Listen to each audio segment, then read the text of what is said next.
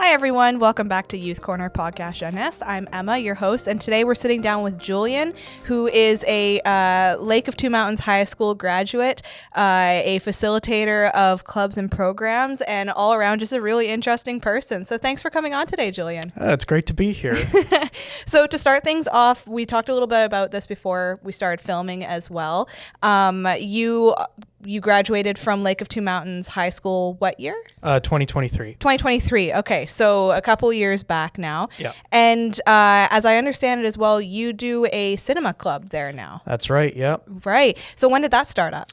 Well, the cinema club started when I was in Sec 4, actually. Okay.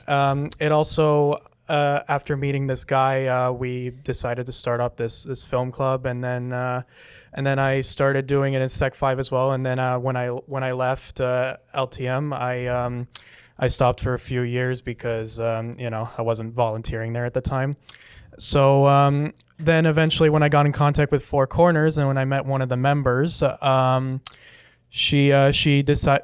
told her about it, and she offered to talk to the principal about it, and the principal ended up being interested, and now I'm back to doing it again. That's so wonderful. And so what does that look like? Like, do you do it once a week? Do you do it once every other week? Like, what does the schedule look for that? It's once a week, every Wednesday after school. Okay, nice. So it's an after-school program. How many students do you usually accommodate? Usually it's maximum 10 students. Okay, makes sense. Usually sometimes we'll allow 12 students, because at one point we had 20 students. Oh, wow.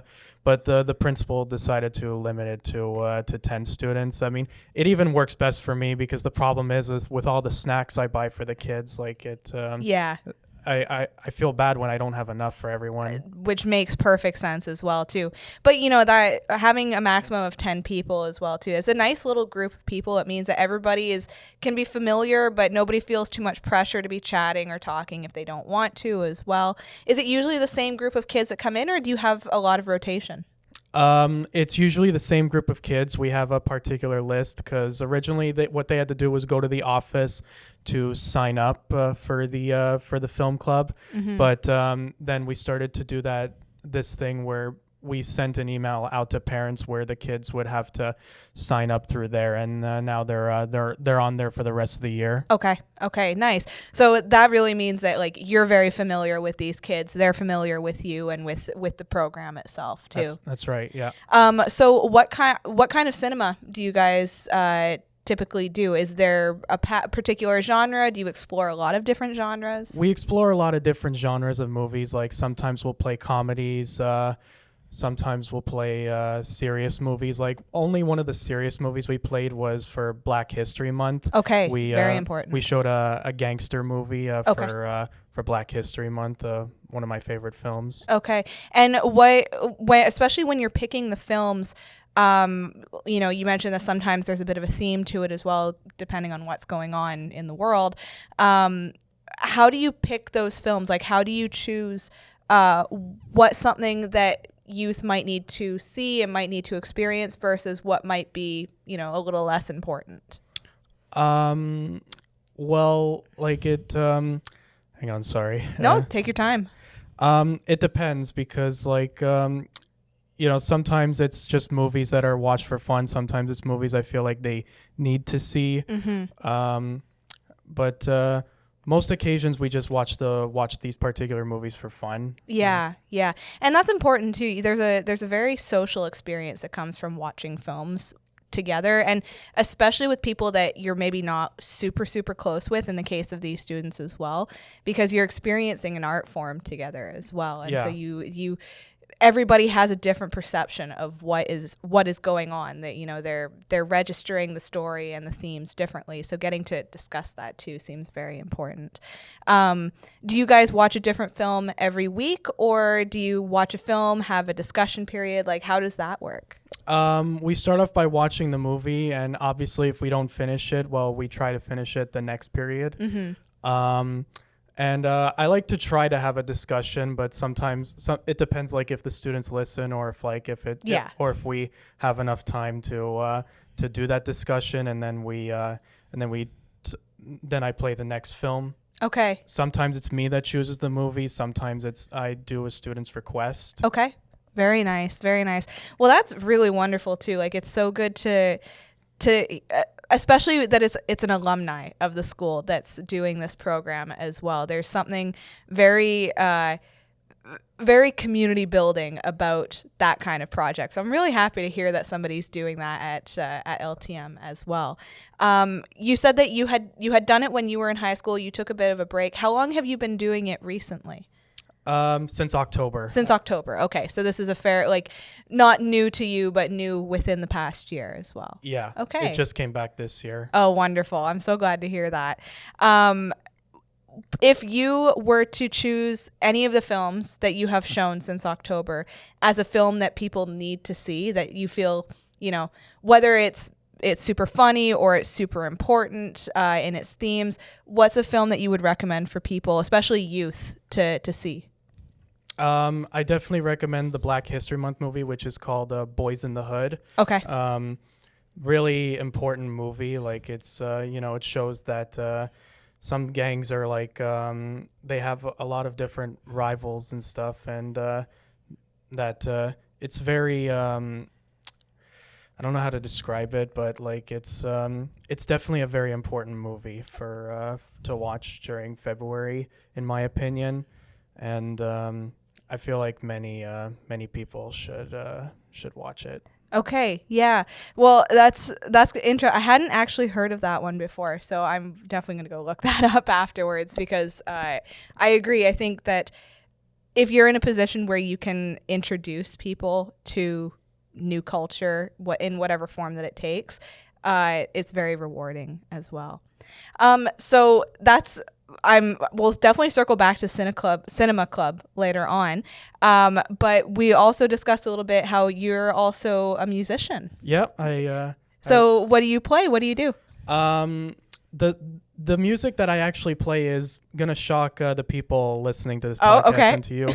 Most people will play rock music or rap or pop. I actually make songs for kids, the younger audience. Okay. That's very interesting. So how do you go about this? Do you do this digitally? Do you play instruments? Tell me about your process. I play guitar. Okay. I play guitar and I sing some songs that I've written, and I record them and I post them online. I've only done one song so far, but I do plan to do more in the future. Oh, that's so cool. What was it about children's music that drew you in? Well, when I was very little, I made my discovery of a group called the Wiggles. Oh, yes. And I became so attached to them. And, for a long time, I feel like I just couldn't expose my love for them because when I was younger, people would often tell me, oh, you shouldn't like this. It's for babies. Yeah, and, that was the case for all my other favorite shows growing up. It wasn't until the COVID year when I really started to show my appreciation and love for them by doing TikToks of their dances. Yeah. And I started to listen to other children's artists around that time too, like Raffi and Judy and David and Fred Penner, Sharon Very Lois nice. and Bram.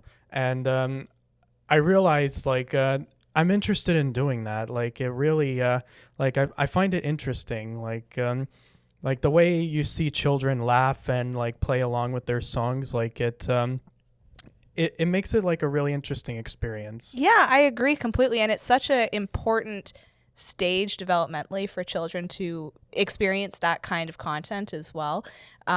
There's so many things that it touches on as well. So I think it is so cool that is a niche that you have found for yourself, and that you've, despite what people said when you were younger as well too, is you just have to, if this is something that you love doing, you just have to go and do it, and other people are going to benefit from this as well.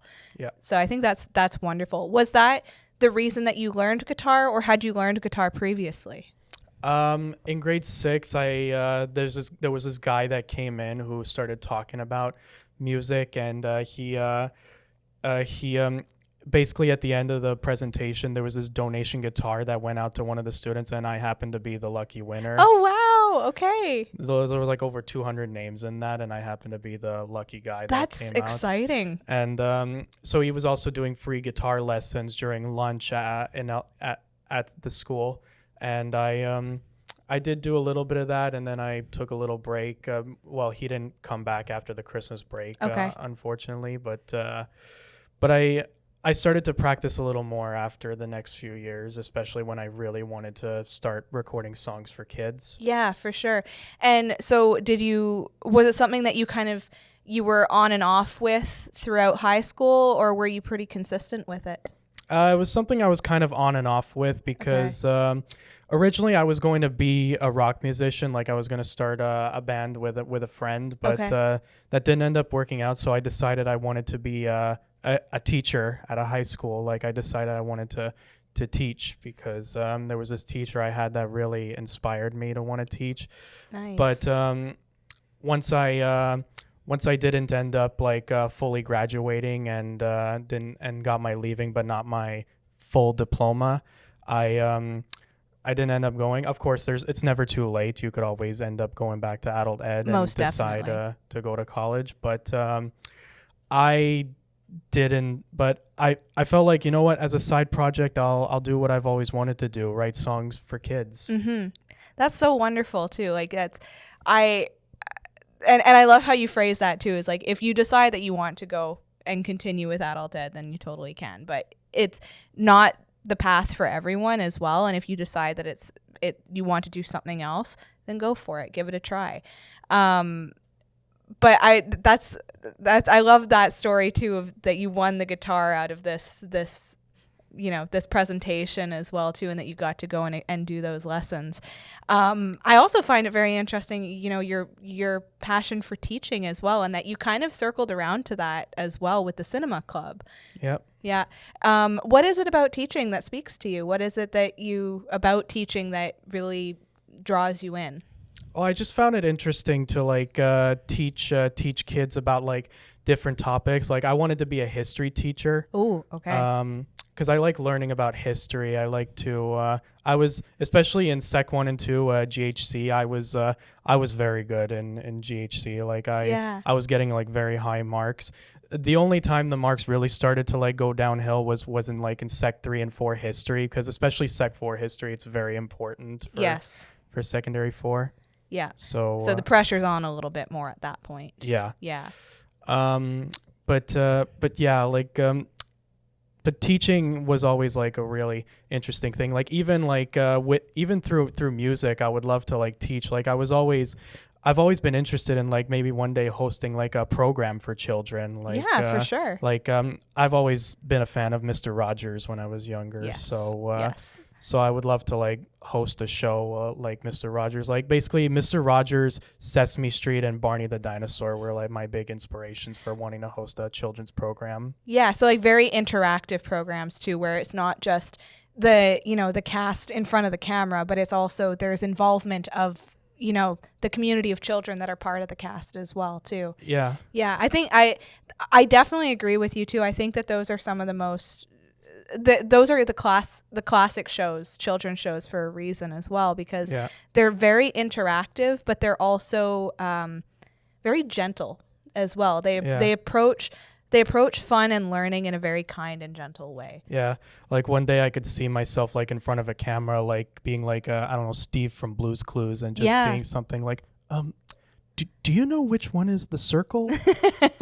Oh, great. Thank you. Exactly too. And you definitely have the personality and the engagement for that too. So I really hope that that's something that you get to do later on, because it's I can see that being such a rewarding career as well too, and such an interesting one too. I don't meet a lot of people that want to go into performing arts in that realm, and especially for children as well, but it's such an important niche. Yeah.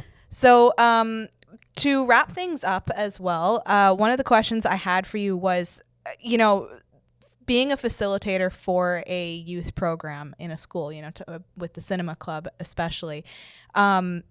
I've talked to a lot of youth over the last 2 years since I started working for Four Corners, who talk about how, I wish that there was a club for this, or I wish that there was a team for that.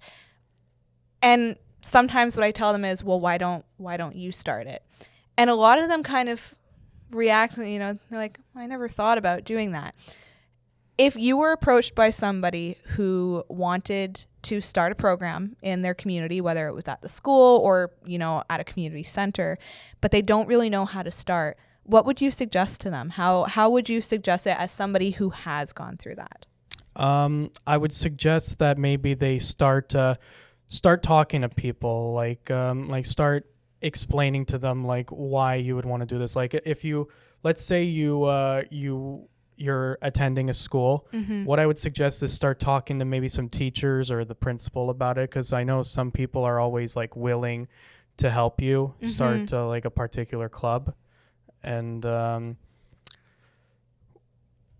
then start talking when you have the time, like when you talk to them, start gathering up some people. Like they'll help you gather up some people. Like they'll start making announcements or something, and that's what I can really say. I don't know if that sounded very good. No, it definitely did. So like, talk to people, gather the people that have the similar interests as you, and make a plan, and talk to the people the people in a position of authority that can help you get this off the ground as well. So we're going to wrap things up here today. Julien, thank you so much for coming in. I'm so glad we finally got to do this. It took a long time for us to be able to get our schedules matched up. I'm really glad that we got the chance to sit down and chat. I'm very happy. Thank you guys for tuning in to Youth Korner Podcast Jeunesse. I'm your host, Emma. I have been with Julien, and we will see you guys in the next one. Bye. Bye.